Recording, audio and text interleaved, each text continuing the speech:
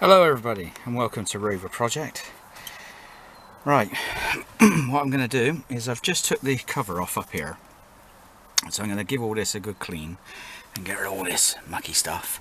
Take this clock out, because in this lovely box I got here, which I've had now before Christmas, is, let's get all this, get all bloody thing.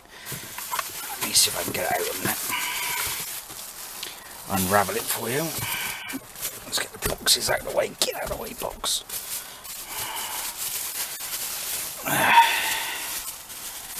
I did say when I first did a talk about the car what I was roughly going to do to it. Oh, come on. There we are. There we go. We got a rev counter and another clock. That's going to sit up in there. Like a TC.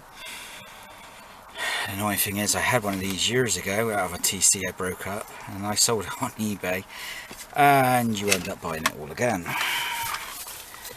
because you need it to do your next project.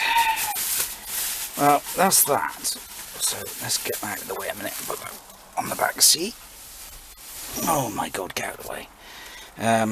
We have a vacuum gauge to go in.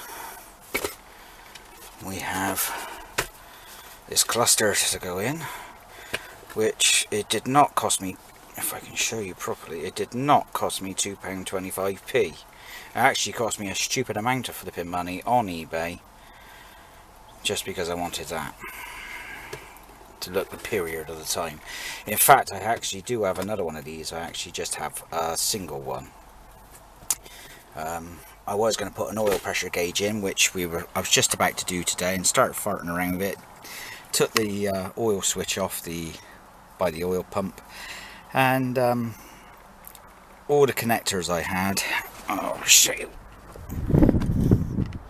Oh, dear. There's the oil pressure gauge, and all the connectors I had, and none of them are any good. They're all the wrong stupid bloody thread. So I've got to try and figure out something to do about that. And even a brand new one there, and it's the wrong one. Yeah, so that is useless as a chocolate fire guard. So I'll either just have a vacuum gauge and not an oil pressure gauge, but I would like an oil pressure gauge. I mean, it does help you out a bit more better than a light. There's the engine. It's all exactly the same as before. Getting a bit low on petrol because I've had it running earlier, so I think it's getting a bit low. It's only a gallon I put in here, and I've had it started up on and off a few times since then and let it run for a bit. Yeah, but there's no oil leaks, there's no water leaks, so she's all running all okay. Yeah, she's getting a bit low on petrol. Yeah, so there we are. I've still got to try and go at the shop and get the polish I need to take this off and polish this up so it looks like this rocker cover. And I've got to get hold of that. I just haven't had a chance to go at the car shop, not yet. So let's have a look back inside this cockpit. Oh, another thing I wanted to show you. I don't know or not. You might be able to pick it up this way. Just there, yeah, I think you can see it in the glass. When I done a review on this car, there was no marks on the windscreen, none at all. This is actually a stone mark, and I found the stone on the floor a couple of weeks back actually. I forgot to film it and talk about it. This is what the kids are like around here. This is what happens. If you leave anything outside, and you tell the kids to get away from the cars and stuff like that, this is what you come back to. I mean, at the end of the day, they're youngsters, I know, but at the end of the day, they should take pride in, well, you know, respect other people's property, because that's how I was brought up, to respect other people's property. But the kids around here, you tell them off, you say to them, move away from the car, please, you know, play football, you know, we've got that green there, and they play football and the ball hits the car. So they think it's because it's a ball and it hits the car, it's fine, but you'd be surprised how much damage it can do, a football, hard football, to a panel of a car. And especially when we've only got a park just literally around the corner. literally where that house is there's a park.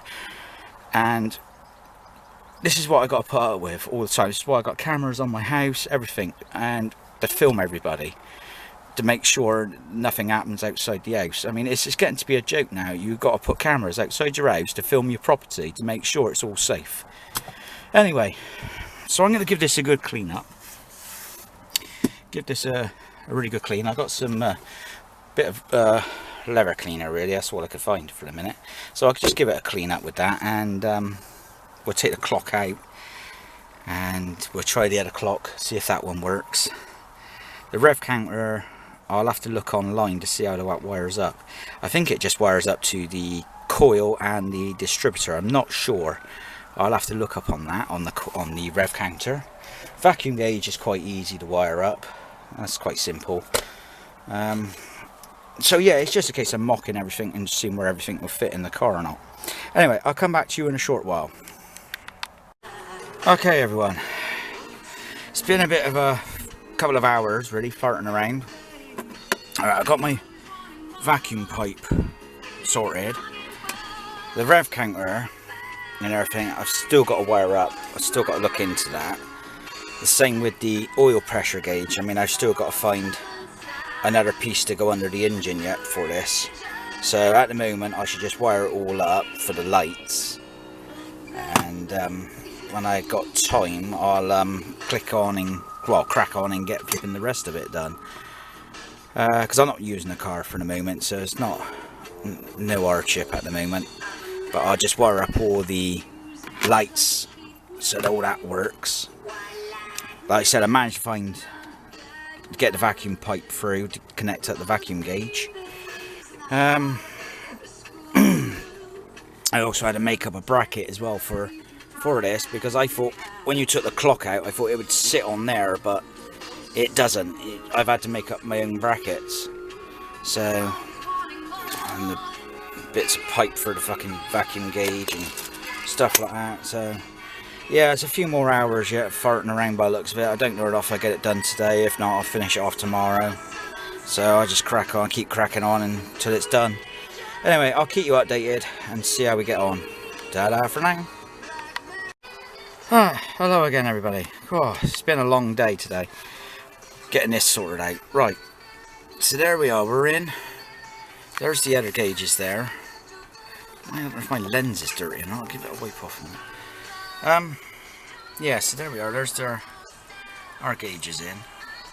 So they're all in. Rev counter's all in. Clock's all in. Seems to be keeping good time on the clock. So all the clock is working. All the lights are working. So if I put them on, it won't really show up because it's not dark enough. Not yet. But I've had enough now.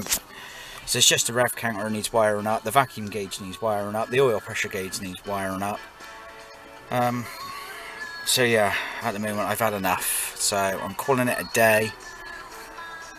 I think the weather's going to be crap tomorrow, so I probably won't even be out here tomorrow either.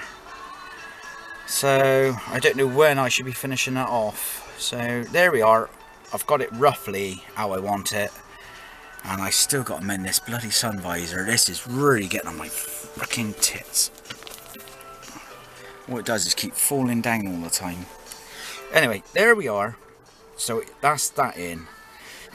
So I just got to try and suss out what the 3 wires are on the rev counter. I think one goes to the coil, one goes to the distributor, and I think the other one just goes to a live on the ignition. I'm not sure. So if anybody knows, let me know. Comments down below please. Like and subscribe. Like I said, it's a slow process doing this car, but I'm not in any major rush at the moment to get it done. I know she all starts, and she starts up on the button. Apart from the starter motor still sticking and still getting on my nerves, so I probably have to invest in a new starter motor. Yeah, so there we are. I'm not sure if she'll start up now even. I pulled the choke out a little bit. See if she'll start up. See what I mean about that starter motor? And there we are.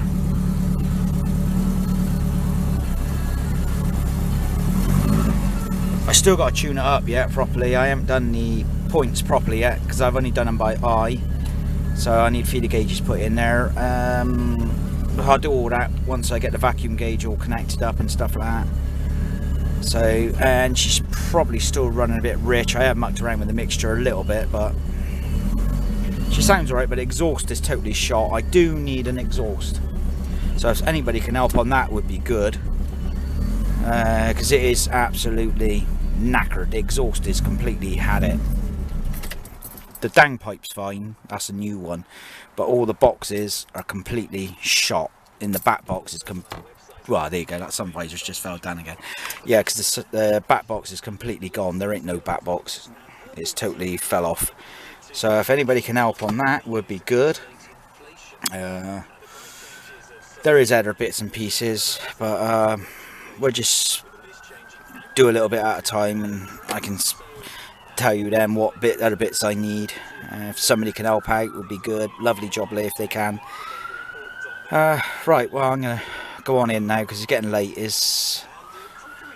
Well, you can see the time there, what time it is. I'm going in now because I want something to eat and settle down for the night. So, like I said, like and subscribe. Ta-ta for now.